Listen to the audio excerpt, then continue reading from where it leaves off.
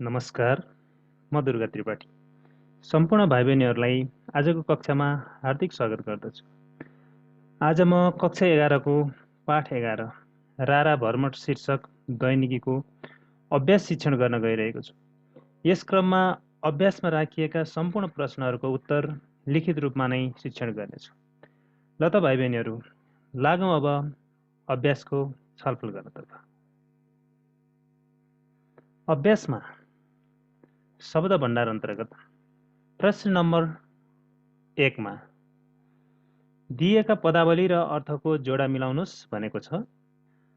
यसमा हेरौँ, विविधतायुक्त वैभव, यसको अर्थ भिन्नताले भरिएको सम्पत्ति भन्ने हुन्छ। त्यस्तै गरी सञ्जीवनी बुटे, यसको चाहिँ जीवन बचाउने औषधि भन्ने हुन्छ अर्थ। त्यस्तै गरी अर्को छ अवलोकन भ्रमण। अवलोकन भ्रमणको विभिन्न दृश्यको अवलोकनका लागि गरिने भ्रमण हो। त्यस्तै गरी दिव्य अनुभूति, दिव्य अनुभूति भनेको अलौकिक अनुभूति हो। त्यस्तै गरी शुक्ल पक्ष भनेको कृष्ण पक्ष पछिको 15 दिन। त्यस्तै अर्को छ सदाबहार वनस्पति, सधैँ हरियो हुने रुख बिरुवा हो। त्यसै गरी अब प्रश्न नम्बर 2 मा हेरौँ। प्रश्न नम्बर 2 मा दिएका शब्दहरू प्रयोग गरी एउटा अनुच्छेद तयार पार्नुहोस् भनेको छ। यसमा दिएका यी शब्दहरूलाई प्रयोग गरेर एउटा छोटो अनुच्छेद मैले तयार पारेको छु। हेरौँ उत्तर। हामी पोखराबाट रारा तालको अनुपम सौन्दर्यको दृष्टिगोचर गर्नका लागि नेपाली भाषाको उद्गम स्थल सिन्जा उपत्यका हुँदै 2 दिनको यात्रा पश्चात रारा पुगी गुल्जार रूपी रारा राष्ट्रिय निकुञ्ज नजिकै बसेर सदाबहार वनस्पतिका वनौषधिहरूको अनुपम रसायन र सम्मिश्रणबाट बनेको राराको जलमा वैंशले उन्मत्त भई छचल्किएका बेताल लहरहरू हेरी मन्त्रमुग्ध बनी आत्मालाई साँची राखी पुनः भेट्न आउने बाचा गरी आफ्नै गन्तव्य पोखरा फर्क्यौँ भनेर यसरी मैले छोटो अनुच्छेद बनाएँ। भाइ बहिनीहरूले यसै गरी अभ्यास गर्न सक्नुहुन्छ, अझ राम्रो रोचक अनुच्छेद बनाउन सक्नुहुन्छ। लागौँ अब प्रश्न नम्बर 3 तर्फ। प्रश्न नम्बर 3 मा भनेको छ दिइएका प्राविधिक तथा पारिभाषिक शब्दको अर्थ खोजेर लेख्नुहोस्। हेरौँ, कमा दृश्यावलोकन, अनुभूति, पिरती, कविता, मानविकी भनेको छ। यी शब्दहरूलाई हेरौँ। दृश्यावलोकन, दृश्यावलोकन भनेको चाहिँ दृश्य वा कुनै सुन्दर ठाउँ हेर्ने अथवा अवलोकन गर्ने काम हो। त्यस्तै गरी अर्को छ अनुभूति। अनुभूति भनेको चाहिँ मनले अनुभव गर्ने व्यापार वा क्रिया हो। त्यस्तै गरी अर्को पिरती भन्ने शब्द छ। पिरती स्त्रीको पुरुषका हृदयमा र पुरुषको स्त्रीका हृदयमा बसेको प्यार, प्रेम, माया, अनुरागलाई पिरती भनिन्छ। त्यस्तै गरी अर्को कविता छ। कविता कविद्वारा आफ्ना अनुभूतिलाई लयबद्ध प्रस्तुत गरिएको पद्यात्मक वा गद्यात्मक रचना अथवा कवि कर्म, काव्य भन्न सकिन्छ कवितालाई। त्यसै गरी खमा हेरौँ। खमा कच्ची, जीप, राजमार्ग, बस पार्क भनेको छ। यातायात क्षेत्रसँग सम्बन्धित शब्दहरू हुन्।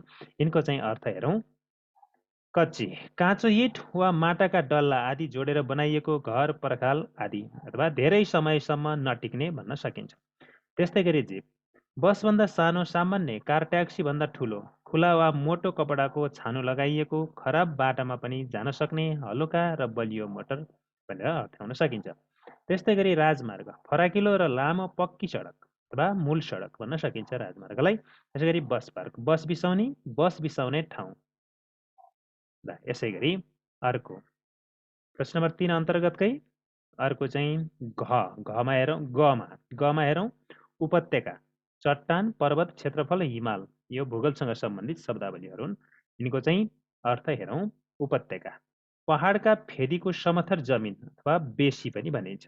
त्यस्तै गरी चट्टान एउटै ठुलो ढुङ्गाको पहाड वा ढिस्को, ढुङ्गाको ठुलो राशि, ढुङ्गाको राशिको एउटा फग्लेटो वा टुक्रो भन्न सकिन्छ।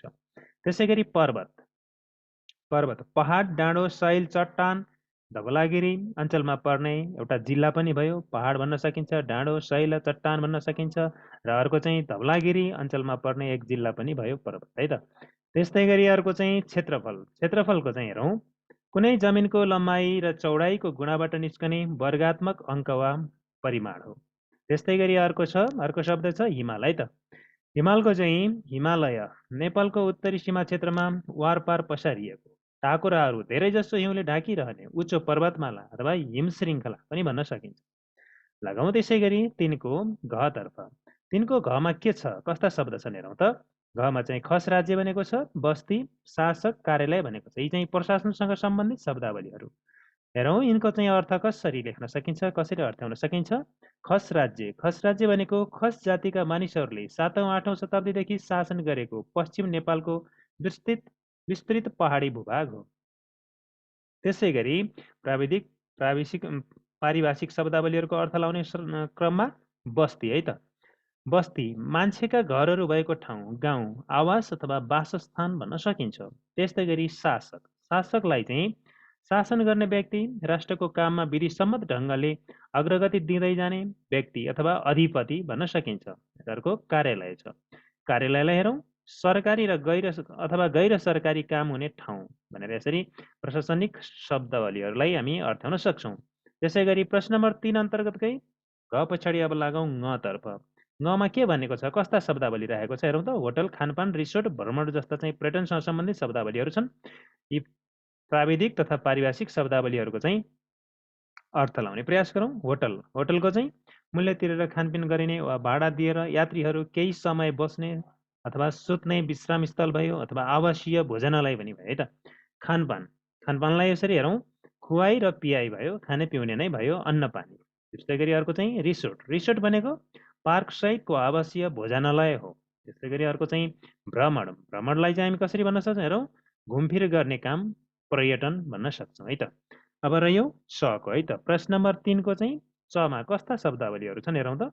चमा निकुञ्ज, संरक्षण, सदाबहार, वनस्पति। यी चाहिँ वन विज्ञानसँग सम्बन्धित, वन विज्ञान क्षेत्रसँग सम्बन्धित यी प्राविधिक र पारिभाषिक शब्दावलीहरूलाई अर्थ्याउने प्रयास गरौँ। निकुञ्ज भनेको के हो त? वनका पशु एवं पन्छीहरूको सुरक्षाका निमित्त वा प्राकृतिक सम्पदालाई जोगाउन छुट्याइएको जङ्गललाई हामी निकुञ्ज भन्छौँ। त्यसै गरी संरक्षण भनेको हानि नोक्सानी विनाश आदिबाट चाहिँ जोगाउने काम, हिफाजत अथवा रेखदेख भन्न सकिन्छ। सदाबहार भनेको के हो त? सदाबहार भनेको सधैँ हराभरा रहने, सधैँ फुल्ने भन्न सकिन्छ। त्यसै गरी वनस्पति, वनस्पति भनेको चाहिँ सबै किसिमका बोट बिरुवा हुन्, लहरा, झारपात भनेर हामी यसरी अर्थ्याउन सक्छौँ। ल अब त्यसो भए लागौँ अर्को प्रश्नतर्फ। प्रश्न नम्बर 4 मा चाहिँ भनेको छ दिएका शब्दहरू कुन कुन विषय क्षेत्रसँग सम्बन्धित छन् पहिचान गरी लेख्नुहोस्। कुन कुन विषय क्षेत्रसँग सम्बन्धित छन् हामीले चाहिँ त्यो पहिचान गरेर लेख्नु पर्यो। यसमा चाहिँ कमा भनेको छ अध्याय, व्यक्तिवृत्त, मूल्याङ्कन, निशुल्क, दूरसञ्चार। यी चाहिँ मानवीय जीवनसँग सम्बन्धित, विशेष गरी शिक्षा र सञ्चार क्षेत्रसँग सम्बन्धित भन्न सकिन्छ।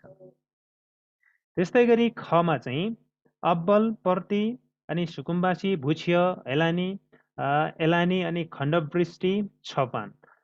यी चाहिँ कृषि तथा वन क्षेत्रसँग सम्बन्धित शब्दावलीहरू हुन्। त्यस्तै गरी अर्को चाहिँ गमा अनुभूति, एकाधिकार, पुरातत्व, उपभोक्ता, आशुकवि, शिलालेख, शीतयुद्ध। यी शब्दावलीहरू साहित्य र इतिहासको क्षेत्रसँग सम्बन्धित शब्दावलीहरू हुन्। त्यस्तै गरी घमा हेरौँ अग्रिम, अधिकृत, तदर्थ, फर्सेट, बेरुजु, निलम्बन, राजस्व। यी शब्दावलीहरू प्रशासनिक क्षेत्रसँग सम्बन्धित शब्दावली। त्यस्तै गरी चाहिँ ङमा तारिख, अधिवक्ता, देवानी, फौजदारी, विधेयक, मुचुल्का, सार्वभौम सत्ता, जमानत, बिगो। यी शब्दावलीहरू कानुनी क्षेत्रसँग सम्बन्धित शब्द हुन्, कानुन क्षेत्रसँग सम्बन्धित शब्दावली। त्यस्तै गरी अर्को चाहिँ चमा छ। चमा बहिरङ्ग, कुपोषण, निदान, चक्रटो, जीवाणु, लवण, शिलान्यास है त। यी शब्दावलीहरू चाहिँ चिकित्सा क्षेत्रसँग सम्बन्धित शब्दावलीहरू। चक्रटो भनेको छ यसलाई चाहिँ घुम्ती अथवा घुमाउरो सडक भन्न सकिन्छ यसलाई चाहिँ अर्थ्याउँदाखेरि। त्यसै गरी अर्को छ लास्ट अन्तिममा है त छमा के भनेको छ ऊर्जा। ऊर्जा, क्षेप्यास्त्र, तापक्रम, जीवकोश, स्नायु, तारापुञ्ज, प्रक्षेपण, विकिरण। यी शब्दावलीहरू कुन क्षेत्रसँग सम्बन्धित हुन् त भन्दा विज्ञान र प्रविधिको क्षेत्रसँग सम्बन्धित शब्दावलीहरू। त्यसगरी अब लागौँ प्रश्न नम्बर 5 तर्फ। प्रश्न नम्बर 5 मा दिएका विषय क्षेत्रका आधारमा समूह बनाई हरेक क्षेत्रका 10-10 वटा शब्दहरू खोज्नुहोस् र कक्षामा प्रस्तुत गर्नुहोस् भनेको छ। यहाँ चाहिँ सम्बन्धित क्षेत्रसँग के कस्ता शब्दहरू पर्दछन् त ती हामीले चाहिँ 10-10 वटा चाहिँ लेख्ने भनेको छ। हेरौँ, पहिलो छ शिक्षा भनेको छ है त। शिक्षा क्षेत्रसँग सम्बन्धित शब्दावलीहरू हामी सजिलै भन्न सक्छौँ। हामी शिक्षक विद्यार्थी भएपछि विद्यालयसँग शिक्षा क्षेत्रसँग सम्बन्धित शब्दावलीहरू सजिलै भन्न सक्छौँ। हेरौँ त, विद्यार्थी, विद्यालय, परीक्षा, शिक्षा, पाठ, पाठयोजना, शैक्षिक, उत्तीर्ण, मूल्याङ्कन, प्रमाणपत्र अनि अध्यापक, प्राध्यापन अनि त्यसै गरी प्रश्नपत्र, छात्रवृत्ति, यी सबै शब्दावलीहरू शिक्षाको क्षेत्रसँग सम्बन्धित, शिक्षा क्षेत्रमा प्रयोग गर्ने, बढी मात्रामा शिक्षा क्षेत्रसँगै प्रयोग गरिने शब्दावलीहरू। त्यसै गरी अर्को चाहिँ खमा कृषि तथा वन क्षेत्रसँग सम्बन्धित। हेरौँ त, बिउ बिजन, मल विषादी, आच्छादन, हलो, खेतबारी, वन जङ्गल अनि त्यसै गरी वनस्पति, निकुञ्ज, पात पतिङ्गर, छपान, हेरालो, यी आदि शब्दावलीहरू कृषि तथा वन क्षेत्रसँग सम्बन्धित शब्दावलीहरू। त्यस्तै गरी अर्को चाहिँ के भनेको छ गमा मानविकी तथा सामाजिक शास्त्रको क्षेत्रसँग सम्बन्धित। हेरौँ त, मानवता, सहयोग, समाज, सामाजिकता, गरिबी, विपन्नता, सम्पन्नता, संस्कृति, परम्परा, चालचलन, चाडपर्व, जन्म, विवाह, यी शब्दहरू चाहिँ मानविकी तथा सामाजिक क्षेत्रसँग सम्बन्धित, सामाजिक शास्त्रसँग सम्बन्धित है। त्यसै गरी घमा व्यापार तथा वाणिज्य शास्त्रको क्षेत्रसँग सम्बन्धित चाहिँ हेरौँ त, बचत भयो, भौचर भयो, लेनदेन, ब्याज, मुद्दती, सापट्टी, बैंक, सहकारी, ढुकुटी, चेक, दस्तखत, नाफा, नोक्सान, आम्दानी आदि भयो। त्यसै गरी अर्को छ घमा के छ हेरौँ त, कानुन तथा राजनीति शास्त्रको क्षेत्रसँग सम्बन्धित, अदालत भयो, तारिख, फैसला, वादी, प्रतिवादी, मुचुल्का, दल, नेता, कार्यकर्ता, घोषणापत्र, आन्दोलन, विधेयक, अध्यादेश, सांसद, मन्त्री आदि चाहिँ कानुन तथा राजनीति शास्त्रसँग सम्बन्धित शब्दावलीहरू। त्यसै गरी अब चाहिँ चमा हेरौँ त, चमा के भनेको छ, चमा चिकित्सा क्षेत्र है त। चिकित्सा क्षेत्रसँग सम्बन्धित। हेरौँ, रोग, शल्यक्रिया, औषधि, एक्सरे, अन्तरङ्ग, बहिरङ्ग, रक्तचाप, हस्पिटल, भाइरस, खोप, स्वास्थ्य शिविर, उपचार। त्यस्तै गरी छमा के भनेको छ, विज्ञान तथा प्रविधिसँग सम्बन्धित, अम्ल, acid, oxygen, electron, proton, hydrogen, ताप, शक्ति, ऊर्जा, विकिरण, रकेट, क्षेप्यास्त्र, यन्त्रमानव, बम, मेसिन, विज्ञान र प्रविधिसँग सम्बन्धित है। अब जमा हेरौँ त के छ, सञ्चार क्षेत्रसँग सम्बन्धित, समाचार, रेडियो, टेलिभिजन, पत्रकार, पत्रिका, संवाददाता, प्रसारण, सञ्चारकर्मी, कम्प्युटर, इमेल, इन्टरनेट, सम्पादकीय, सम्पादक, प्रस्तोता, यी चाहिँ सञ्चार क्षेत्र भयो। अर्को चाहिँ के छ, झमा जनप्रशासन भनेको चाहिँ जनप्रशासनको क्षेत्रमा हेरौँ त, प्रशासक भयो, प्रशासन, सेवा प्रदायक, सेवाग्राही, अधिकृत, सचिव, सुब्बा, खरिदार, हाकिम, निवेदन, चलानी, दर्ता, मुचुल्का, उजुरी, कारवाही आदि शब्दहरू भयो जनप्रशासनसँग सम्बन्धित। त्यस्तै गरी अन्तिममा छ है त जमा इन्जिनियरिङसँग सम्बन्धित शब्दावलीहरू। हेरौँ त, स्केल, कम्पास, मिटर, भवन निर्माण, पुल डिजाइन, नाप जाँच भयो, लम्बाइ, चौडाइ, क्षेत्रफल, निर्माणाधीन, पक्की बाटो, यी आदि यस्ता शब्दहरू इन्जिनियरिङसँग सम्बन्धित भयो। ल अब लागौँ बोध अभिव्यक्तितर्फ। बोध र अभिव्यक्तिमा चाहिँ प्रश्न नम्बर 1मा के छ हेरौँ त, दिएका प्रश्नहरूको उत्तर दिनुहोस् भनेको छ है त। हेरौँ, प्रश्न कमा के छ, दैनिकीलाई कस्तो ढाँचामा प्रस्तुत गरिएको छ, दैनिकीलाई यात्रा वर्णनको ढाँचामा प्रस्तुत गरिएको छ भनेर लेख्न सकिन्छ है। त्यस्तै गरी खमा चाहिँ दैनिकीमा प्रयोग भएको सबभन्दा ठुलो र सानो अनुच्छेद संरचना कुन कुन हुन् भनेको छ। यसलाई चाहिँ त्यही प्रश्न अनुसार नै लेख्ने है। दैनिकीमा प्रयोग भएको सबैभन्दा ठुलो र सानो अनुच्छेद भनेर यो यहाँसम्म चाहिँ प्रश्नै भयो है त। अनुच्छेद संरचना भनेर यहाँसम्म भयो। अब कुन, कति, कहिले, कहाँ, कसरी भनेर डब्लुएच क्वेसन जस्तो होइन, यो चाहिँ वस्तुगत प्रश्न जस्तो एकदमै छोटो है, एक वाक्यमा टक्क लेख्ने। ल कुन कुन भनेर उत्तर लेख्ने, 19 र 25 होइन त, 19 र 25 हुन्। 19 चाहिँ के भयो, ठुलो, र 25 सानो भयो है त। त्यस्तै गरी अर्को गमा दैनिकीको सुरुदेखि अन्त्यसम्मका संरचनालाई जोड्ने आधार के हो त, दैनिकीलाई जोड्ने आधार के हो त, त्यसो भए घटना कार्य व्यापार हो। हेरौँ त, दैनिकीको सुरुदेखि अन्त्यसम्मका संरचनालाई जोड्ने आधार भनेको के हो त, घटना तथा कार्य व्यापार हो। त्यस्तै गरी अर्को चाहिँ दैनिकीको दोस्रो दिनका घटनाहरूको सूची बनाउनुहोस्। दोस्रो दिनका घटनाहरूको भनेपछि दोस्रो दिनको दैनिकीको चाहिँ मुख्य मुख्य घटनाहरूको सूची बनाउनु पर्यो। यो चाहिँ अब यो वस्तुगत छोटो अति संक्षिप्त प्रश्न भन्दा पनि यसमा चाहिँ अलि धेरै विषयवस्तु आउँछ है। यो त संक्षिप्त जस्तै भइगयो नि। ल हेरौँ घटनाहरू के छन् त भन्ने कुरा सूचीबद्ध निम्नानुसार गर्न सकिन्छ भनेको छ। मैले अर्को स्लाइडमा बनाएँ, यता प्रश्न लेखेर छु। ल हेरौँ है, दैनिकीको दोस्रो दिनका घटनाहरू निम्नानुसार सूचीबद्ध गर्न सकिन्छ। 1मा बिहान 4 बजे नै उठेर 5 बजे सुर्खेतबाट राराको यात्रामा निस्कनु, लेखक निस्कनु है त। अर्को चाहिँ 2मा डुङ्गेश्वरमा चिया नास्ता गरी कर्णाली नदीको तिरैतिर जित्तेगढ मानमा पिली हुँदै नाङमा गढ कैठाँ गढ भनेको छ, कैठाँ गाड भनेको चाहिँ पुगेर हिमा नदीको चारैतिर सिन्जा उपत्यकातर्फ लाग्नु। त्यस्तै गरी चाहिँ अर्को 3मा नराकोट हुँदै सिन्जा प्रदेश उपत्यका पुगी पाण्डव गुफा हुँदै गोठी जिउला पुगेर होटलमा खाना बनाउन लगाउनु। त्यस्तै गरी अर्को चाहिँ खाना खाएपछि बोताको राजमार्ग हुँदै चौथा है, चौथाबाट घुच्चीको उकालो चढ्दै रारा राष्ट्रिय निकुञ्जको चेक पोस्टमा पुग्नु। त्यस्तै गरी अर्को पिनागाउँ हुँदै सल्लेरीको जङ्गलको बाटो 1 घन्टा हिँडी रारा पुगी रिसोर्टमा बास बस्नु। त्यस्तै गरी अर्को राराको रात्रिकालीन सौन्दर्य, देउडाको प्राकृतिक स्वाद, खानपान, नाचगान आदिमा रमाउँदा उक्त स्थानलाई विश्वकै सांस्कृतिक केन्द्र ठान्नु भनेर लेख्न सकिन्छ। र अन्तिममा चाहिँ यात्राको थकानले लहतरान भए पनि राराको सौन्दर्यपान गरी खुसीले फुरुङ्ग हुनु भनेर यसरी बुँदा टिप्पणी गर्न सकिन्छ। त्यस्तै गरी प्रश्न नम्बर 2मा बोध तथा अभिव्यक्तिको प्रश्न नम्बर 2मा छ बिहानै मिरमिरे जागिरहँदो रहेछ। यो अनुच्छेद है, यो अंश दैनिकीको अंशका आधारमा दिएका प्रश्नहरूको उत्तर दिनुहोस्। ल हेरौँ त। पहिलो प्रश्न के छ? रारा तालका बेताल लहरहरू कस्ता थिए? हेरौँ यसको उत्तरमा रारा तालका बेताल लहरहरू वैँसले छचल्किएका, पिरती गाँच्न हतारिएका अनि दिल चोर्ने जादुमय मादकताले भरिएका जस्ता थिए भनेर लेख्ने यसको उत्तर। त्यसै गरी अर्को खमा राराले शासकलाई पनि कसरी कवि बनाउन सक्दो रहेछ? यसको उत्तर हेरौँ त।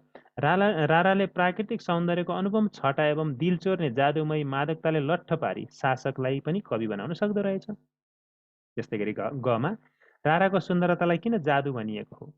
यसको चाहिँ राराको सुन्दरतामा जो कोहीको दिल चोरी लठ्याउने मादकता भएकाले राराको सुन्दरतालाई जादु भनिएको हो। त्यस्तै गरी घमा यस अनुच्छेदमा राराको प्राकृतिक सौन्दर्यको वर्णन कसरी गरिएको छ? हेरौँ त। रारा उत्तरमा रारा तालको किनारमा छचल्किँदै आउने बेताल लहरहरू भैँसले छचल्किएका अनि पिरती गाँच्न हतारिएका जस्ता देखिन्थे।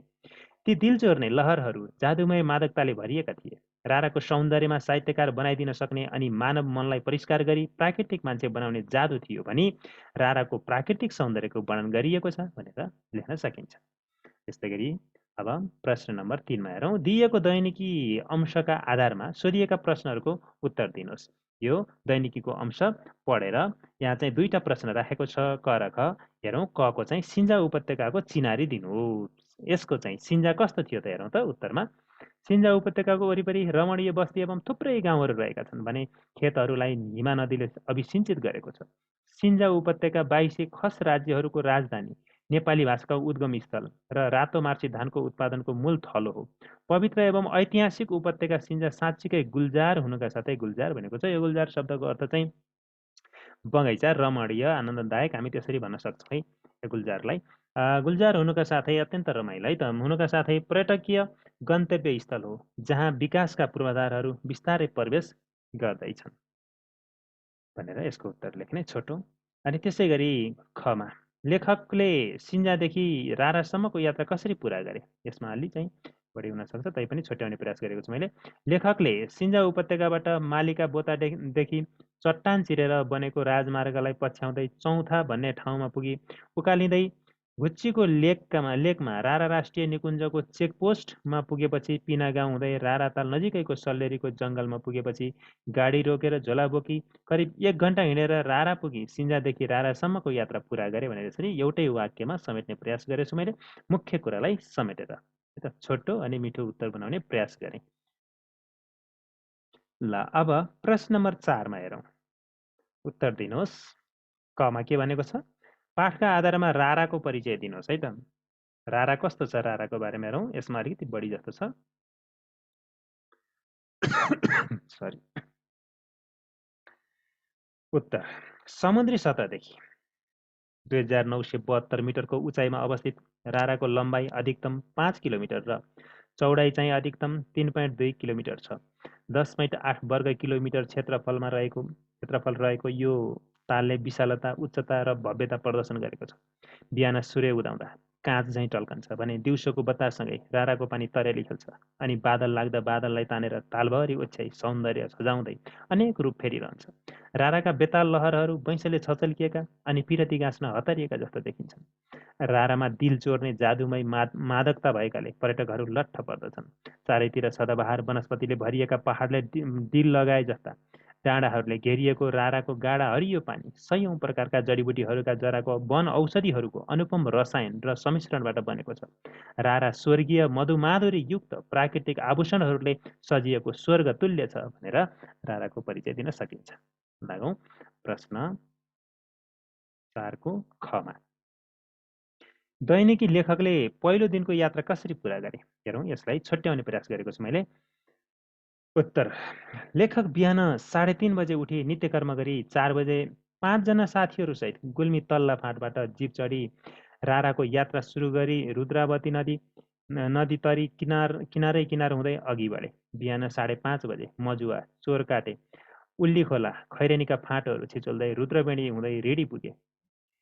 त्यसपछि अर्गली जोर्ते लगुवा हारथोक हुँदै करिब 7:30 बजे पाल्पा तानसेन पुगेपछि बतासे डाँडा हुँदै पाल्पाको जोरधारामा पुगी पकौडा, चुकाउनी र चिया खाए। 9 बजे बुटबल पुगेका उनी पश्चिमतर्फ मोडिँदै गोरुसिङे, चनौटा, भालुवाङ, लमही हुँदै साँझ 4 बजे कोहलपुर पुगेपछि कर्णाली राजमार्ग हुँदै चिसापानी, हात्तीसा र हर्रेको लेक पुगी भेरी नदी तरेर साँझ 9 बजे सुर्खेत पुगेर बस पार्ककै एक होटलमा बास बसे। यसरी दैनिकी लेखकले पहिलो दिनको यात्रा पूरा गरे भनेर छोटो मिठो उत्तर बनाउने मैले प्रयास गरेँ है त। त्यसै गरी प्रश्न नम्बर 4 को चाहिँ गमा हेरौँ त। रारा पुगेर लेखक किन खुसी भए? रारा पुगेपछि लेखक किन खुसी भएका होलान्? हेरौँ है त उत्तर। चारैतिर सदाबहार वनस्पतिले भरिएका पहाडले डिल लगाए जस्ता डाँडाहरूले घेरिएको राराको गाढा हरियो पानीमा बैंसले छचल्किएका अनि पिरती गाँच्न हतारिएका जादुमय बेताल लहरहरूको मादकताले दिल चोरेकाले लट्ठ पर्दै राराको अलौकिक सौन्दर्यको रसपान गरी स्वर्गीय आनन्दको अनुभूति गरेकाले रारा पुगेर लेखक खुसी भए भनेर निचोड वाक्य लेखेँ मैले। त्यसै गरी समुद्री सतहदेखि 2972 मिटरको उचाइमा अवस्थित राराको लम्बाइ अधिकतम 5 किलोमिटर र चौडाइ चाहिँ अधिकतम 3.2 किलोमिटर छ। 10.8 वर्ग किलोमिटर क्षेत्रफल रहेको यो तालले विशालता, उच्चता र भव्यता प्रदर्शन गरेको छ। बिहान सूर्य उदाउँदा काँच झैँ टल्कन्छ भने दिउँसोको बताससँगै राराको पानी तरेली खेल्छ अनि बादललाई तानेर तालभरि ओछ्याई सौन्दर्य सजाउँदै अनेक रूप फेरिरहने राराको अलौकिक एवं अद्भुत सौन्दर्यपान गर्न पाएकाले लेखक खुसी भए भनेर यसको उत्तर लेख्न सकिन्छ। त्यस्तै गरी 4 को अब घमा है त। घमा के छ? यस दैनिकीमा लेखकको कस्तो प्रकारको अनुभूति प्रस्तुत भएको छ? यस दैनिकीमा लेखकको कस्तो प्रकारको अनुभूति प्रस्तुत भएको छ? हेरौँ त। यो अलिकति बढी भयो जस्तो लाग्छ मलाई। समग्र सबै समेट्दा, सबै विषयवस्तु समेट्दाखेरि अलिक बढी भएको छ है यो। यसलाई पनि अझ छोट्याएर लेख्न सक्नुहुन्छ तपाईँहरूले। लेखकले यस दैनिकीमा राराको यात्रा गर्ने क्रममा देखे भएका एवं अनुभव गरेको निजात्मक अनुभूति कलात्मक रूपमा प्रस्तुत भएको छ है त। यसमा मुख्य कुरा भनेको लेखकको चाहिँ यो देखे भोगेका एवं अनुभव गरेको निजात्मक अनुभूति हो है त। निजात्मक अनुभूति कलात्मक रूपमा प्रस्तुत भएको छ। आफूले देखे भएका लेखकका निजात्मक अनुभूतिहरू नै हुन् है त। गुल्मीबाट रारासम्मको यात्रा गर्ने क्रममा कर्णाली नदी किनार, अर्धकच्ची बाटो, फाँट, नागबेली घुम्ती बाटो, पूर्व पश्चिम राजमार्ग, कर्णाली राजमार्ग, सुन्दर उपत्यका, सिन्जा उपत्यका, रमणीय बस्ती, खेत आदि दृश्यहरू देख्दा आनन्दको अनुभूति गरेका छन्। मोटर पुग्दा सिन्जा दङ्ग परेको जस्तो अनुभूत गरेका छन्। चट्टानको राजमार्ग, घुच्ची लेक, सल्लेरीको जङ्गल देख्दा एकल यात्रा गरेको भई आफू तर्सने भएको अनुभूत गर्दछन् अथवा अनुभूति गर्दछन्। यात्रामा थकित भए पनि चकित अनुभूति गर्दछन्। सपनाको गन्तव्य रारातालमा पुग्दा रारातालका बेताल लहरहरूलाई बैंसले छचल्किएका अथवा पिरती गाँच्न हतारिएका हुन्, ठम्म्याउन गाह्रो परेको रोमाञ्चित अनुभूत गरेका छन्। रारा पर्यटकहरूको दिल चोर्ने जादुमय राराको मादकतामा नलट्ठिने कोही नहुने भन्दै रारामा शासकलाई एकै नजरमा साहित्यकार बनाइदिन सक्ने अनि मानव मनलाई परिष्कार गरी प्राकृतिक मान्छे बनाउने जादु भएको अनि राराको सौन्दर्यपान जति गरे पनि भोक प्यास जागिरहने मृगतृष्णा अनुभूति गरेका छन्। राराका छालहरू आफूसँग जिस्कन आएको वा पिरती गाँच्न आएको श्रृङ्गारिक रसको अनुभूति गरेका छन्। घाम जुन बादल, पहाड, हिमालहरू राराका लहरहरूमा हाम फाल्दै अपूर्व आनन्द होला भनी भनी प्रकृतिलाई मानवीकरण गरी आत्मिक आनन्दको रसानुभूति गरेका छन्। त्यहाँको रमणीय प्राकृतिक वातावरण देख्दा गौरवले छाती फुलाउँदै नेपाली हुनुको गौरव अनुभूति गरेका छन्। त्यस्तै राराको सौन्दर्य सजाउँदै राराको सौन्दर्य सज्जा सबैलाई मन्त्रमुग्ध पार्ने खालको छ भनी अद्भुत अलौकिक आनन्दको अनुभूति गरेका छन्। रारालाई हेर्ने र अगाउने धोको अधुरै छाडी पुनः आउने बाचा गरी अपूर्व एवं अलौकिक आनन्दको अनुभूति गरेका छन्। यसरी यस दैनिकीमा लेखकको वैयक्तिक जीवनका निजात्मक अनुभूतिको कलात्मक प्रस्तुति भएको छ भने लेख्न सकिन्छ। तथापि यो धेरै भयो, मैले सबै कुरालाई समेट्न खोजेको छु। तथापि तपाईँहरूले चाहिँ यहाँ मैले लेख्ने क्रममा चाहिँ यहाँ अनुभूति भनेको छु, त्यसलाई ख्याल गरेर मुख्य मुख्य कुराहरूलाई टिप्पणी गरेर पढ्न सक्नुहुन्छ। लगभग मैले त दैनिकीमा चाहिँ भएका कुराहरूलाई चाहिँ दैनिकीमा भएका कुराहरूलाई लगभग समेट्ने प्रयास गरेको छु, त्यसैले पनि धेरै भयो यो। 5मा प्रश्न नम्बर 5मा के भनेको छ, यस दैनिकीमा प्रकृतिलाई कसरी मानवीकरण गरिएको छ भने चाहिँ यो प्रकृतिलाई मानवीकरण गरिएको भनेपछि लगभग कहाँ कहाँ प्रकृतिलाई मानवीकरण गरिएको छ त त्यो सबै लगभग मैले समेट्ने प्रयास गरेको छु। त्यसैले यसमा पनि मुख्य विषयवस्तु भइकन पनि अलिकति धेरै जस्तो देखिएको छ है। कुनै वस्तुलाई मानवको रूप दिनाको भाव तथा प्रक्रिया वा मानवका रूपमा कल्पित तथा प्रस्तावित गर्ने काम नै मानवीकरण हो। पहिला चाहिँ मानवीकरण भनेको के हो, मानवीकरण भनेकै के हो त्यसलाई चाहिँ लेख्नु पर्यो है त। प्रकृतिलाई मानिसको रूपमा प्रस्तुत गर्ने, यानि कि प्रकृतिलाई मानवको रूप दिनाको भाव अथवा प्रक्रिया अथवा चाहिँ मानवका रूपमा कल्पना गरेर प्रस्तुत गर्ने है त, जसलाई हामी के भन्छौँ, मानवीकरण भन्छौँ। यस दैनिकीमा प्रकृतिका विभिन्न पक्ष जस्तै नदीनाला, ताल, पहाड, हिमाल, उपत्यका, वन जङ्गल, आगो पानी, बाटाघाटा, जुन घाम आदिलाई मान्छेका जस्तै गतिविधि वा क्रियाकलापका रूपमा प्रस्तुत गरी प्रकृतिलाई मानवीकरण गरिएको छ है त। मान्छेका जस्तै गतिविधि र क्रियाकलाप गरेको देखाइएको छ है। यी डाँडा काँडा, नदीनाला, उपत्यका, वन जङ्गल, आगो पानी, बाटो, जुन घाम जति छन् नि ती सबैलाई मान्छेका जस्तै गतिविधि र क्रियाकलाप गरेको भनी देखाइएको छ। त्यसैले चाहिँ प्रकृतिलाई मानवीकरण गरिएको भन्ने हो। रुद्रावती हेरौँ के रहेछ। रुद्रावती नदीका काखमा मान्छेको काख हुन्छ, नदीको काख हुन्छ त हो, यही हो भन्न खोजेको है मानवीकरण भनेको। रुद्रावती नदीका काखमा अवस्थित फाँट, अनि त्यसै गरी कालो पत्रेको पर्खाइमा बसेको कच्ची बाटो अरे। मान्छेले पर्खेर बस्छ कसैलाई, साथीलाई, र बाटोले पर्खेर बस्छ त हेरौँ त, त्यसलाई हो मानवीकरण। मान्छेका जस्तै गतिविधि भयो नि। त्यसै गरी लामो यात्रा गर्दै आएको काली गण्डकी अरे, यात्रा त मान्छेले गर्छ त। अनि त्यसैले कर्णालीले घाम ताप्न झरेको अरे, मान्छेले घाम ताप्छ, कर्णालीले घाम ताप्ने। हेर त यो ठ्याक्कै हेर्नुहोस् त, यो के भन्छ भने नि ठ्याक्कै चाहिँ यो उयो मान्छेका जस्तै गतिविधि र क्रियाकलाप यदि प्रकृतिलाई देखाइयो भने त्यसलाई के भन्नु पर्यो भन्दाखेरि मानवीकरण है त।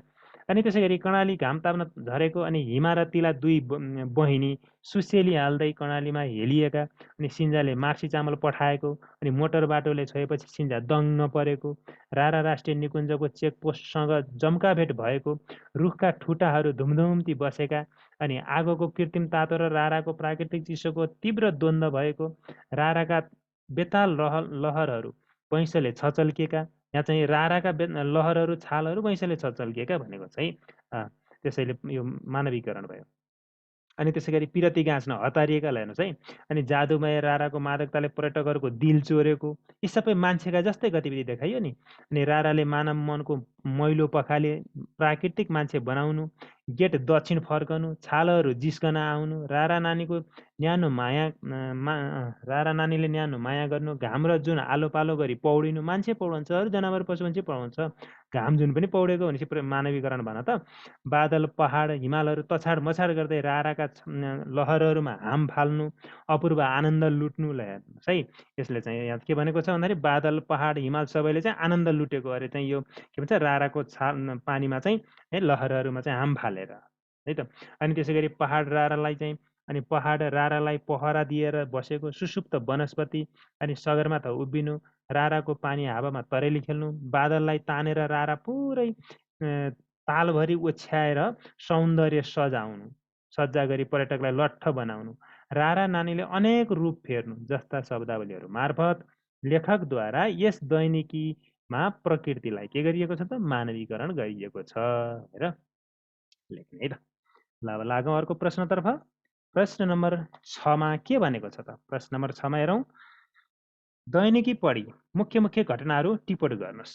दैनिकी पढेर मुख्य मुख्य घटनाहरू टिप्पणी गर्नुहोस् भनेको छ। यसमा हेरौँ, यो 3 दिनको दैनिकीका मुख्य मुख्य घटनाहरू मैले छोटो छोटो रूपमा मुख्य मुख्य कुरा समेट्ने प्रयास गरेको छु है त। घटना, मुख्य मुख्य घटना। 2077 जेठ 23 गते लेखक बिहान 3:30 बजे उठे नित्यकर्म गरी 4 बजे 5जना साथीहरू सहित गुल्मी तल्ला फाँटबाट जीप चढी राराको यात्रा सुरु गर्नु। बिहान 5:30 बजे मजुवा, चोरकाटे, उल्ली खोला, खैरेनीका फाँटहरू छिचोल्दै रुद्रबेडी हुँदै रिडी पुग्नु। त्यसपछि अर्गली, जोर्ते, लगुवा, धारथोक हुँदै 7:30 बजे पाल्पा पुगेपछि बतासे डाँडा हुँदै जोरधारामा पुगी खाजा खानु। 9 बजे बुटवल पुगी गोरुसिङे, चनौटा, भालुवाङ, लमही हुँदै साँझ 4 बजे कोहलपुर पुग्नु। कर्णाली राजमार्गबाट चिसापानी, हात्तीसार, हर्रेको लेक हुँदै साँझ 9 बजे सुर्खेतको होटलमा बास बस्छन् भनेर यसरी चाहिँ 23 गतेको मुख्य घटनाहरूलाई मैले छुट्याउने प्रयास गरेँ, टिप्पणी गरेँ है त। त्यस्तै गरी अर्को हेरौँ त, 2077 जेठ 24 गते 5 बजे सुर्खेतबाट राराको यात्रामा निस्कनु। डुङ्गेश्वरमा चिया नास्ता गरी कर्णाली नदीको तिरैतिर जितेगढ, मानमा, पिली हुँदै नाङमागढ पुगी सिन्जातर्फ लाग्नु। अनि नराकोट हुँदै सिन्जा प्रवेश उपत्यका पुगी पाण्डव गुफा हुँदै अनि गोठी जिउला पुगेर होटलमा खाना बनाउन लगाउनु। खाना खाएपछि गोताको राजमार्ग हुँदै चौथाबाट गुच्चीको उकालो चढ्दै रारा राष्ट्रिय निकुञ्जको चेकपोस्टमा पुग्नु। सल्लेरीको जङ्गलको बाटो 1 घन्टा हिँडी रारा पुगी रिसोर्टमा बास बस्नु। राराको रात्रिकालीन सौन्दर्य, देउडाको प्राकृतिक स्वाद, खानपान, नाचगान आदिमा रमाउनु, खुसीले फुरुङ्ग हुनु है, फुरुङ्ग हुनु अथवा हुन्छन् भने लास्टमा चाहिँ पूर्णविराम दिएको छु मैले। त्यस्तै गरी अर्को हेरौँ त, तेस्रो है त, 77 जेठ 25 गते 5 बजे उठी राराको आँगनमा पुगी रारालाई निहाल्दै आनन्दको अनुभूति गर्नु। रारा राष्ट्रिय निकुञ्जको कार्यालयको दक्षिण गेट नजिकै बसी रारा पानीसँग रमाउँदै रारालाई एक फेर लगाई पानी हेरी दिव्य अनुभूति गर्नु। रारा र त्यहाँको परिवेशलाई मानवीकरण गरी नेपाली हुनुको गौरवबोध गर्नु। रारा नानीका अनेक रूपलाई हेरी अगाउने धोको अधुरै छाडी अर्कोपल्ट अगाउन्जेल हेर्न आउने बाचाका साथ जन्मथलो फर्कनु अथवा फर्कन्छन् अन्तिम चाहिँ। यसरी यो तिनै दिनको चाहिँ दैनिकीको मुख्य घटनालाई मैले टिप्पणी गर्ने प्रयास गरेँ। अब हेरौँ अर्को प्रश्न के छ। प्रश्न नम्बर 7 मा तपाईँ सहभागी भएको कुनै कार्यक्रमको वर्णन गर्दै एक दिनको दैनिकी तयार पार्नुहोस्। मैले यहाँ चाहिँ अब हुन त दुईवटा भनेको छ क्या यहाँ है त, कुनै एउटा चाहिँ मैले दैनिकीको रूपमा चाहिँ अब यो हुन त यो हामीले ती 3 दिनका दैनिकी 3टा दैनिकी त पढिहाल्यौँ नै। यो यात्रा हो, राराको चाहिँ रारा भ्रमणको क्रममा लेखिएको, राराको वर्णन गरिएको, जाने क्रममा अनेक चाहिँ ती ठाउँ विशेषले चाहिँ पारेको प्रभावको चाहिँ आत्मपरक शैलीमा चाहिँ लेखिएको छ। आफूले देखेको अनुभव वर्णन गरिएको छ। समग्र क्रियाकलाप त अब दैनिकी लेख्न सक्नुहुन्छ तपाईँहरूले। तथापि मैले चाहिँ यसलाई 7को चाहिँ एउटा दैनिकी चाहिँ तयार पारेको छु नमुनाको लागि है त। हेरौँ, वनभोज कार्यक्रम, कुनै एउटा कार्यक्रम भनेको छ। कार्यक्रम भने चाहिँ कुनै कार्यक्रमको वर्णन गर्दै वनभोज कार्यक्रम भनेर लेखेँ मैले एउटा दैनिकी। यसमा चाहिँ दैनिकी शीर्षक लेख्ने, या त साइडमा दैनिकी भनेर लेख्ने। अनि त्यस पछाडि यहाँ चाहिँ मिति है त 2077 माघ 9 गते शुक्रबार भनेर लेखेँ मैले। त्यस पछाडि हेरौँ त, बिहान उठेदेखि बेलुकासम्म दिनभरि जे जति क्रियाकलाप गरिन्छ ती सबै घटना, क्रियाकलापहरू, आफू समावेश भएका क्रियाकलापहरू, कामहरू अथवा अनुभूतिहरू के कस्तो छ, कति बजे कहाँ गइयो, के गरियो, के खाना नास्ता के कस्तो भयो, ती सम्पूर्ण गतिविधिहरू, क्रियाकलापहरू चाहिँ लेख्ने हो। बिहान उठेदेखि बेलुका नसुतिन्जेलसम्मका सम्पूर्ण गतिविधि, क्रियाकलापहरूलाई, घटनाहरूलाई चाहिँ दैनिक दिनभरिका घटनाहरूलाई, क्रियाकलापहरूलाई बेल विस्तार लाएर लेख्ने हो, जुन चाहिँ दैनिकी हो। हेरौँ, मैले यसरी सुरु गरेँ। प्रभातकालीन पूर्वको सुनौलो किरण अनि चिसो पवन र चरीको चिरबिर गान र तानको सुमधुर गुन्जनसँगै घर नजिकैको विन्ध्यवासिनी मन्दिरको घन्टीको आवाजले मनको फाँटमा तरङ्गित विचारका रङ्गिन तरेलीहरूलाई चिर्दै दुई नयन परेलीहरू बिहानी पख 5 बजे नै उग्रन पुगे। म अध्ययनरत महेन्द्र माध्यमिक विद्यालय पोखराबाट आयोजित कक्षा 11को वनभोज कार्यक्रममा म सहभागी हुने हिजोको सल्लाहकै परिणामस्वरूप वनभोजकै स्वप्निल सागरको छालमा बत्तिन पुगेछु। बिउजेपछि म आफ्नो शयन कक्षबाट उठी नित्यकर्म सकेर आमाले ल्याइदिनु भएको तातो तातो चिया र नास्ता खाई विद्यालयको पोसाक लगाएर हतार हतार गर्दै 6 बजे नै म आफ्नो विद्यालयमा पुगेँ। विद्यालयमा पुग्दा साथीहरू सबै आइसक्नु भएको रहेछ, अनि गुरुहरू पनि। यस कार्यक्रमका लागि हामीहरू 85 जना उपस्थित भइसकेका थियौँ। त्यसपछि हामीहरू सबै वनभोजका लागि किनमेल गरिएका सामग्रीहरू लिएर 2वटा बस रिजर्भ गरी 36 बजे वनभोज स्थल बेगनासतर्फ लाग्यौँ भनेर यो पहिलो अनुच्छेदमा लेखेँ मैले। त्यस पछाडि दोस्रो अनुच्छेदमा हेरौँ। दोस्रो अनुच्छेदमा करिब आधा घन्टाको यात्रा पश्चात बेगनास ताल नजिकैको मत्स्य पालन केन्द्रमा गाडी रोकी भोजनमा माछाको परिकार बनाउनका लागि हामीले 20 किलो माछा किनी बसमा राख्यौँ। केही समयको यात्रा पश्चात बेगनास पुगी ताल नजिकै गाडी रोक्यौँ। गाडी पिकनिक स्पोटमा नै नजाने भएकाले सबै मिली वनभोजका लागि ल्याइएका सामग्रीहरू बोकी पिकनिक स्पोटतर्फ लाग्यौँ। तालकै किनारमा रहेको उक्त स्थल पानी बत्तीसँगै आवश्यक सुविधायुक्त रहेछ। गुरुको निर्देशन अनुसार आफ्नो समूहमा जिम्मा लगाइएको काम गर्न सबैजना व्यस्त भयौँ। सबै मिली चिया पाउरोटी भुजिया अन्डा तयार पारी बसेर खायौँ। नास्ता खाएपछि छात्र साथीहरू खसी काटी खोइल्याएर काटकुट पार्न थाल्नुभयो भने छात्र साथीहरू तरकारी केलाउने र काट्ने काममा व्यस्त हुनुभयो। सबै परिकारका सामग्रीहरू तयार भएपछि गुरु र गुरुआमाहरू खाना बनाउन व्यस्त हुनुभयो। हामी भने साङ्गीतिक कार्यक्रममा व्यस्त भयौँ। म कहिल्यै ननाच्ने मान्छे पनि उफ्री उफ्री नाचेँ। त्यस्तै गरी हेरौँ अर्को। केही समयपछि केही साथीहरू लिएर म तालमा पौडी खेल्न गएँ। बेगनास ताल कास्की जिल्लाको लेखनाथ अन्तर्गत पर्ने रमणीय ताल हो। यस तालको क्षेत्रफल 3.73 वर्ग किलोमिटर रहेछ। 7.5 देखि 10.6 मिटर गहिराई भएको यस तालमा विषम 2044 सालमा बाँध बाँधेपछि 220 है 220 हेक्टरबाट बढेर यसको क्षेत्रफल 373 हेक्टर अथवा 3.73 वर्ग किलोमिटर पुगेको रहेछ। यसको बाँधबाट निकालिएको नहरको पानीले खुदीफाट र मालमूल फाँटमा सिँचाइ सुविधा हुँदै आएको रहेछ। यस तालमा माछा पालन व्यवसाय पनि सञ्चालन गरिएको रहेछ। डुङ्गा चालन व्यवसाय व्यवस्थित रूपमा सञ्चालित रहेछ। हामी केही समय डुङ्गा सैर गरी रमायौँ। त्यसपछि अरू हेरौँ। 2:30 बजेतिर सबै जम्मा भएर खाजा खायौँ। त्यसपछि सबै साथीहरू जम्मा भएर नाच्ने गाउने कार्यक्रमका साथै रमाइला खेलहरू पनि खेल्यौँ। 5 बजेतिर सबैले खाना खाई सामूहिक नृत्यसँगै वनभोज कार्यक्रमलाई बिट मारी सामानहरू बसमा राख्यौँ। रमाइलो वनभोज कार्यक्रमलाई भरपुर मनोरञ्जनका साथ हाँस्दै नाच्दै खेल्दै रमाउँदै अनि अविस्मरणीय बनाउँदै लगभग 5:45 बजेतिर हामी सबै पुनः विद्यालयतर्फ प्रस्थान गऱ्यौँ। 36तिर विद्यालय पुगेपछि खुसीका हातहरू हल्लाउँदै आँखाभरि रमाइला दृश्यहरू अनि मन मस्तिष्कका पानाभरि हर्षहरू सञ्चित गर्दै आफ्नो घरतर्फ लाग्यौँ। करिब आधा घन्टाको हिँडाइपछि 7:30 बजे 7:30 बजे म आफ्नो घरमा पुगेँ। त्यसपछि अन्तिममा टुङ्ग्याउने है। यसरी आजको दिन विद्यालयको वनभोज कार्यक्रममा सहभागी भएर अत्यन्तै रमाइलो गरी बिताइयो। आजको दिन मेरो लागि रमणीय मात्र नभएर बेगनास तालको सुरम्य प्राकृतिक दृश्यको अवलोकन गरी बोटिङ र पौडी खेल त जीवनकै अविस्मरणीय क्षण बनेर मस्तिष्कका पानामा सजिनेछन्। यस्ता कार्यक्रमले जीवनमा सकारात्मक ऊर्जा थप्नुका साथै नवीन अनुभव र अनुभूति दिलाउने रहेछ भन्ने वास्तविकता बोध भयो भनेर यसरी अन्तिममा टुङ्ग्याउन सकिन्छ। ल यसै गरी अब प्रश्न नम्बर 8मा हेरौँ। प्रश्न नम्बर 8मा के भनेको छ, 2077 जेठ 25 गतेको दैनिकीको सारलाई एक अनुच्छेदमा लेख्नुहोस्। यो 25 गतेको दैनिकी अन्तिम दैनिकीलाई चाहिँ छोटो सार लेख्ने है त, पुनर्लेखन गर्ने। सारलाई निचोड बनाएर निचोडमा लेख्ने, छोटो प्याराग्राफमा लेख्ने भनेको पुनर्लेखन गर्ने। 77 जेठ 25 गते 5 बजे उठी राराको आँगनमा पुगी रारा ताल हेर्न, छुन र आनन्द लिन राराकै छेउमा पुग्यौँ। रारा तालका बेताल लहरहरूलाई बैंसले छोचल्किएका अथवा पिरती गाँच्न हतारिएका हुन्, ठम्ब्याउन गाह्रो पर्यो। रारामा मानव मनलाई धोइ पखाली प्राकृतिक मान्छे बनाउने जादुमय मादकता रहेछ। रारा राष्ट्रिय निकुञ्जको कार्यालयको दक्षिण गेट नजिकै बसी राराको पानीसँग रमाउँदै रारालाई एक फेरा लगायौँ। समुद्री सतहदेखि 2972 मिटरको उचाइमा अवस्थित राराको लम्बाइ अधिकतम 5 किलोमिटर र चौडाइ चाहिँ अधिकतम 3.2 किलोमिटर रहेछ।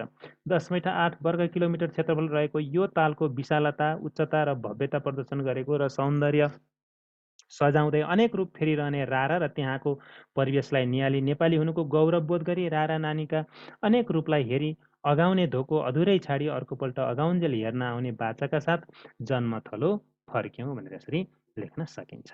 लागौँ 10 प्रश्न नम्बर 10। प्रश्न नम्बर 9मा चाहिँ यहाँ तपाईँले भ्रमण गर्नुभएको कुनै स्थलको एक दिनको दैनिकी लेख्नुहोस् भनेको छ। यसलाई सामान्यतया तपाईँहरूले चाहिँ आफूले चाहिँ भ्रमण गरेको कुनै एउटा स्थलको भ्रमण गरेको आधारमा चाहिँ अगाडि हामीले पाठमा नै 3टा दैनिकी पढ्यौँ। अघि मैले एउटा पनि भने अगाडि लेखेँ। त्यसै गरी तपाईँहरूले एक दिनको चाहिँ दैनिकी लेख्न सक्नुहुन्छ है। तपाईँले भ्रमण गर्नुभएको कुनै एउटा स्थलको, कुनै एउटा ठाउँको भ्रमण गर्नुभएको छ भने त्यसैको आधारमा चाहिँ वर्णन गरेर कहाँ गइयो, कतिखेर गइयो, के कसरी गइयो, फर्केका कुराहरू, अब त्यो खाना नास्ता के कसो भयो, त्यो विवरण तरिकाले तपाईँले आफ्नो अनुभव समेटेर लेख्न सक्नुहुन्छ है। 10मा के भनेको छ, प्रश्न नम्बर 10मा दिएको अनुच्छेद पढी सोधिएका प्रश्नहरूको उत्तर दिनुहोस्। यसमा चाहिँ अनुच्छेद पढेर उत्तर दिने हो। मैले सरस्वती बनाएको छु, हेरौँ। मिथिला लोककलामा महिलाको कस्तो भूमिका छ? यसमा चाहिँ महिलाहरूले नै मिथिला लोककलाको सुरुवात सम्वर्धन र संरक्षणमा महत्त्वपूर्ण योगदान पुर्याएकाले मिथिला लोककलामा महिलाहरूको भूमिका उल्लेखनीय एवं अतुलनीय छ भन्न सकिन्छ। अनि अल्पना किन निर्माण गरिन्छ यसको उत्तर हेरौँ। अल्पना शुभ तथा माङ्गलिक भावबोध गर्ने शुभ साहित्यको द्योतक भएकाले घरमा आउँदा र निस्कँदा शुभ साहित्य होस् भन्नका लागि निर्माण गरिन्छ। त्यस्तै गरी अर्को गमा प्रश्न छ, मिथिला चित्रकलालाई के कसरी वर्गीकरण गरिएको छ? मिथिला लोककला है, चित्रकला होइन। मिथिला लोककलालाई के कसरी वर्गीकरण गरिएको छ? मिथिला लोककलालाई भित्तेचित्र, भूमिचित्र, पटचित्र, काष्ठचित्र, वास्तुचित्र अनि भाण्डचित्र र व्यक्तिचित्र गरी 7 प्रकारमा वर्गीकरण गरिएको छ भनेर लेख्न सकिन्छ। त्यस्तै गरी अर्को चाहिँ माङ्गलिक र द्योतक शब्दको अर्थ लेख्नुहोस्। यसमा हेरौँ। माङ्गलिक शब्दको अर्थ मङ्गलसूचक अथवा शुभ भन्ने हुन्छ हो भने द्योतक शब्दको अर्थ उज्यालो पार्ने अथवा सङ्केत गर्ने भन्ने हुन्छ। हेरौँ अब प्रश्न नम्बर 11मा। प्रश्न नम्बर 11मा के भनेको छ हेरौँ त। दिएको अनुच्छेदलाई 4वटा बुँदामा लेख्नुहोस् र उक्त बुँदाहरूलाई समेटेर 1/3 सारांश लेख्नुहोस्। यसलाई चाहिँ यो अनुच्छेदलाई राम्ररी 2-3 पटक पढ्नु पर्यो। त्यस पछाडि यसमा भनिएका मुख्य कुराहरूलाई चाहिँ सङ्केत गर्नु पर्यो, टिप्पणी गर्नु पर्यो। सार कुराहरूलाई, निचोड कुराहरूलाई यसमा चाहिँ सारांश लेख्दाखेरि मैले अगाडि पनि भनिसकेको छु कि अब यसमा चाहिँ व्याख्या विश्लेषण गरिएका उदाहरण दिएका त्यस्ता कुराहरूलाई चाहिँ जो छन्, अब त्यस्ता उखान टुक्काहरू, उदाहरणहरू त्यस्ता छन् भने तिनलाई चाहिँ टिप्नु हुँदैन।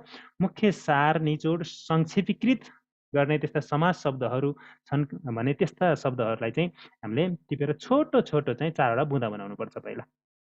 अनि त्यस पछाडि मुख्य 4वटा बुँदाहरूकै आधारमा 1/3 यानि कि प्रश्नमा भएका जम्मा शब्द सङ्ख्यालाई 3ले भाग गरेर आएको 1/3 शब्द सङ्ख्यामा सारांश लेख्ने हो यिनै 4वटा बुँदाहरूलाई आधार मानेर। त्यसो भए हेरौँ, मैले मुख्य 4वटा बुँदाहरू यसरी टिपेँ।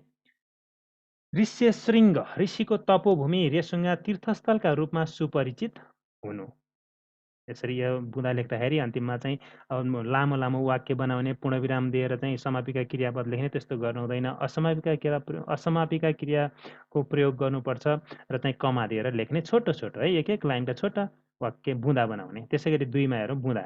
अर्को दोस्रो बुँदामा ऋष्यशृङ्ग ऋषिले अयोध्यामा पुत्रेष्टि यज्ञ गराएकाले दशरथलाई पुत्रलाभ हुनु। त्यस्तै गरी अर्को चाहिँ ऋषिको दर्शन गर्न रेसुङ्गा जाँदा पानीको समस्या थाहा पाएपछि रामले बाण हानी पानी निकाल्नु। त्यस्तै गरी अर्को चाहिँ योगी नरहरिनाथले कोटी होम गरे पश्चात रेसुङ्गाको पर्यटकीय र धार्मिक महत्त्व फैलनु। त्यस्तै गरी अब यी 4वटा बुँदाहरूलाई आधार मानेर 1/3 शब्द सङ्ख्यामा चाहिँ हामीले छोटो अनुच्छेद सारांश लेख्नु पर्यो। यसमा चाहिँ सारांश भनेर लेख्ने। अनि त्यस पछाडि शीर्षक लेख्नुपर्छ है, शीर्षक लेख्नुपर्छ। शीर्षक मैले रेसुङ्गा राखेको छु। अब यसमा चाहिँ अब यो तपोभूमि धार्मिक स्थल तीर्थस्थल रेसुङ्गा त्यसरी पनि भन्न सकिन्छ। तीर्थस्थल धार्मिक स्थल रेसुङ्गा अथवा तीर्थस्थल जसरी भने पनि कुरो एउटै हो, रेसुङ्गा मात्रै भन्दा पनि हुन्छ है। ल यसलाई चाहिँ हेरौँ। यिनै 4वटा बुँदाका आधारमा लेख्ने है। त्यहाँ जे भनेको छ त्यसैलाई अलिकति मिलाउनु पर्छ। ऋष्यशृङ्ग ऋषिको तपोभूमि रेसुङ्गा तीर्थस्थलको रूपमा चिनिन्छ। ऋष्यशृङ्ग ऋषिले अयोध्यामा पुत्रेष्टि यज्ञ गराएकाले दशरथका राम लक्ष्मण छोरा जन्मेका थिए। रामले रेसुङ्गामा ऋष्यशृङ्ग ऋषिको दर्शन गर्दा पानीको समस्या थाहा पाएपछि बाण हानेर पानी निकालेका थिए। योगी नरहरिनाथले विक्रम सम्वत 2041 सालमा कोटी होम गरे पश्चात रेसुङ्गाको पर्यटकीय र धार्मिक महत्त्व फैलिएको पाइन्छ भनेर यी 4वटा बुँदाका आधारमा यसरी छोटो मैले चाहिँ सारांश 1/3 सारांश बनाएँ। यसमा चाहिँ अनुच्छेदको शब्द सङ्ख्या यसरी लेख्नुपर्छ है। अनुच्छेदको शब्द सङ्ख्या 133 छ। जो चाहिँ प्रश्न अथवा किताबको चाहिँ जो चाहिँ दिएको छ नि अनुच्छेद, त्यो अनुच्छेदको शब्द सङ्ख्या 133 छ भने अब यो 133 को 3 भागको 1 भाग, 133लाई 3ले भाग गर्दाखेरि आउने भागफललाई 1/3 3 भागको 1 भाग है हो। 1/3 शब्द सङ्ख्या 44 भयो। त्यसो भए हामीले लेखेको यो सारांशको शब्द सङ्ख्या कति छ त? यसमा चाहिँ 1/3 शब्द सङ्ख्या भनेको छ 44 भने हामीले सारांश शब्द सङ्ख्या पनि लगभग त्यही वरिपरि ठ्याक्कै त्यही अथवा 2-3 शब्द 3-4 शब्द यताउता हुनसक्छ है। तर धेरै त्यो 3-4 शब्दभन्दा बढी बनाउनु राम्रो हुँदैन। त्यसैले मैले 44 छ 47 बनाएँ है त।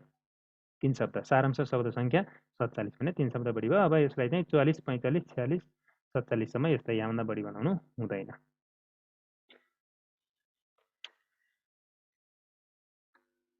ल त भाइ बहिनीहरू, आजलाई यति नै। धन्यवाद।